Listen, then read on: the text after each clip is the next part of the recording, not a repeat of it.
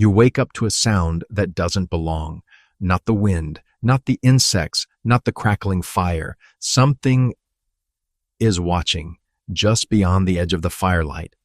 A pair of yellow eyes stares back at you, then another and another, a pack of wolves. Today, most people would grab a flashlight. Your ancestors grabbed a spear. For thousands of years, humans and wolves had every reason to avoid each other. Both hunted the same animals. Both wanted the same food. If one got there first, the other usually went hungry. You weren't friends, you were competitors. So here's the question. If wolves were rivals, how did they become the animals sleeping on your couch today? The answer begins with trash, not treasure, trash. Imagine you've just finished eating. There's meat left on the bones, bits of fat, skin, things that aren't worth carrying any farther. So you toss them outside the camp. You don't think twice about it, but something else does. A wolf. It waits until the people are asleep. It creeps closer, grabs a bone, and disappears into the darkness. No fight, no attack, just a free meal. The next night, it comes back, not because it likes humans, because humans have leftovers. And that's a very different reason. One wolf becomes two, then three, not a whole pack, just the bold ones, the curious ones, the wolves willing to get a little closer than the others. It's risky. Get too close, and a spear might end your story. Stay too far away, and another wolf gets dinner instead. Without realizing it, both species are beginning an experiment. Neither one planned it, neither one understood it, but it would eventually become one of the longest partnerships in human history. At first, nothing really changes. Humans still don't trust wolves. Wolves definitely don't trust humans. Every night follows the same routine. The people eat. The camp grows quiet. The wolves move in.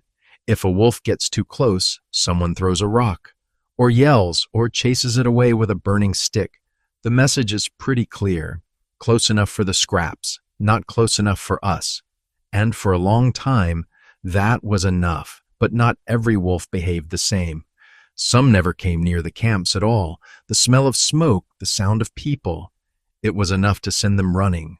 Others were just a little braver, not fearless, just curious. They'd wait a bit longer before running away.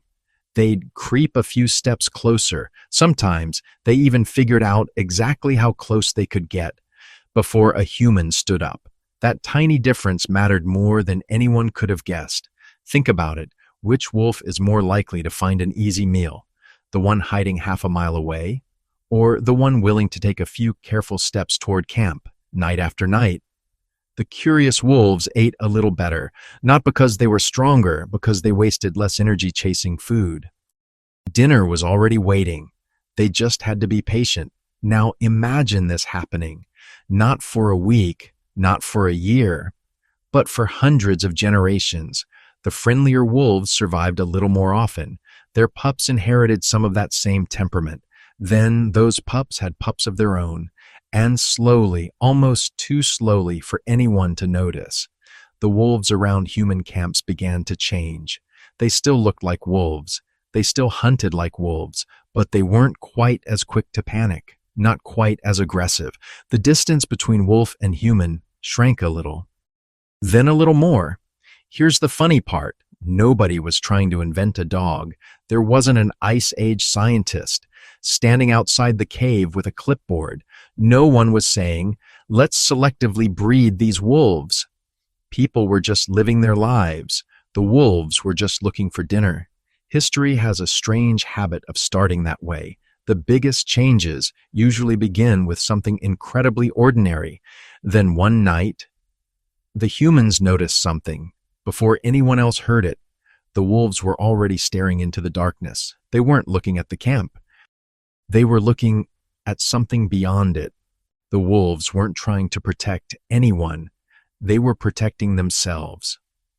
One night, something moved through the trees. Maybe a bear, maybe a stranger, maybe another pack of wolves.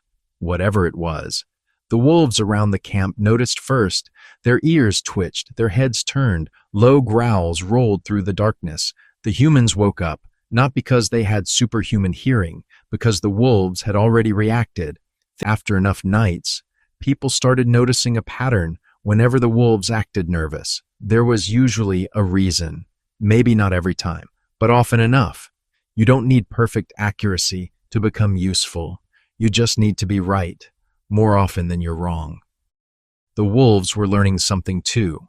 Life near humans was surprisingly safe. Big predators didn't enjoy walking into a camp full of sharp sticks, bright flames, and 20 annoyed humans. The scraps were nice. Living to eat them tomorrow was even better. Without anyone planning it, both sides had stumbled into a deal. The humans tolerated the wolves. The wolves tolerated the humans. Neither side signed a contract. Neither side shook hands. But the arrangement kept working. So it continued. Then something changed, not all at once.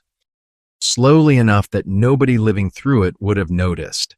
The wolves stopped waiting quite so far away. The humans stopped throwing rocks quite so often. The invisible line between them kept getting smaller. One evening, a wolf grabbed a bone, and nobody chased it away.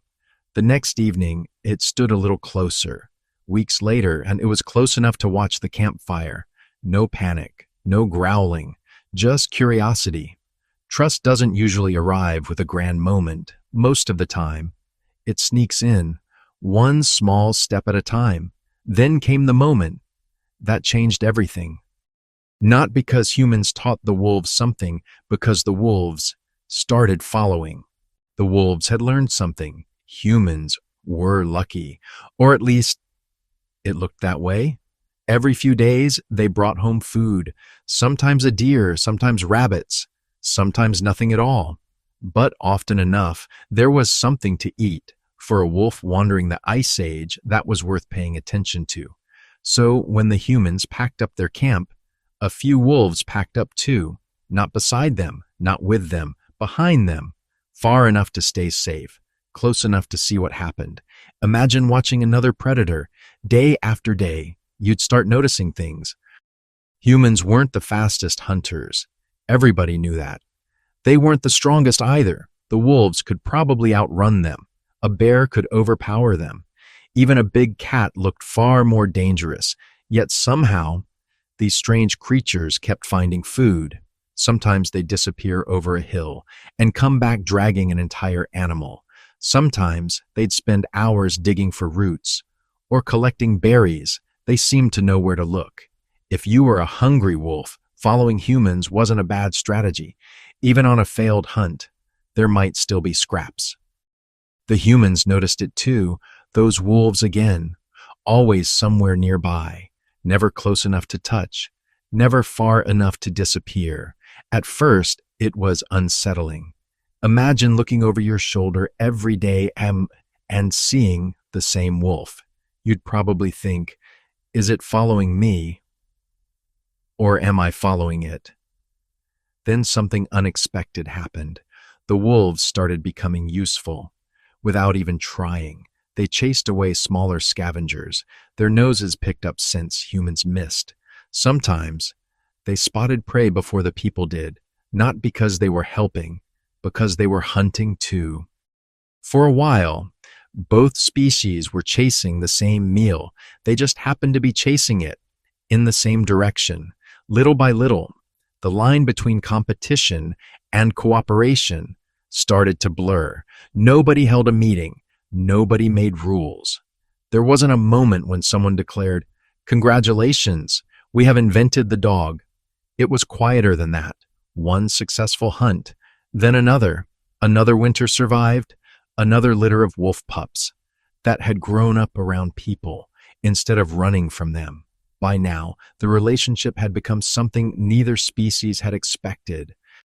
The wolves weren't fully wild anymore, but they weren't dogs, not yet. They were living somewhere in between, and that in-between world was about to produce one of the greatest partnerships the natural world has ever seen. Nobody knows the exact day. The last wolf disappeared. There wasn't a celebration, No one woke up and said, "We did it." Life just kept moving. Winter came, spring followed. Pups grew into adults. Adults had pups of their own. And somewhere along the way, the wolves that lived beside humans became something different. Dogs. What's remarkable is that humans didn't build this friendship alone. The wolves had a choice too. The ones that stayed close to people found food more often. They survived harsh winters more easily. Their pups grew up knowing campfires instead of fearing them. Generation after generation, both species changed. Humans were shaping dogs. Dogs were shaping humans. Neither could see it happening. As the years passed, those early dogs became far more than scavengers. They warned camps before danger arrived. They tracked scents that humans couldn't detect. On hunts, they could corner wounded animals or follow trails long after the footprints had disappeared. They weren't replacing human skill. They were adding something humans never had, a nose that could read the world in ways we never could. Together, humans and dogs spread farther than either probably imagined, across frozen plains, through thick forests, over mountain passes. Everywhere humans settled, dogs came too. Not because they were forced, because by then traveling together was simply normal. The partnership had become part of everyday life. Now, fast forward to today. Your dog waits by the front door because it wants to know where you're going. It follows you into the kitchen, hoping something falls on the floor. It barks at strangers outside the house. It curls up nearby when you go to sleep. Sometimes, those little habits seem funny, maybe even annoying, but they're also ancient, tiny echoes from a friendship that began long before cities, long before farming, before the first word was ever written down. Think about that. The bond between humans and dogs is older than civilization itself, older than pyramids, older than metal, older than history, long before there were kingdoms. There was already a person and a dog walking through the wilderness together. It's easy to look at a dog today and see a pet. But that's only the last chapter. Before the wagging tail, there was a wolf standing at the edge of a fire, wondering if it was safe to come closer. And before someone threw a tennis ball, someone threw away a bone. Neither side knew. They were making history. They were just trying to survive another day. Maybe that's why the story has lasted so long. It wasn't built on commands or ownership or control. It started with trust, slow, fragile, earned over thousands of years. Two predators that slowly stopped seeing each other as enemies and started sharing the same path. The next time your dog looks up at you, remember you're looking into the eyes of one of humanity's oldest friends, a friendship that survived ice ages, famines, wars, and the rise of entire civilizations, not because either species planned it, because somewhere in the distant past, a hungry wolf stayed, instead of running away, and a human let it stay. If you're enjoying these journeys through our past, consider subscribing.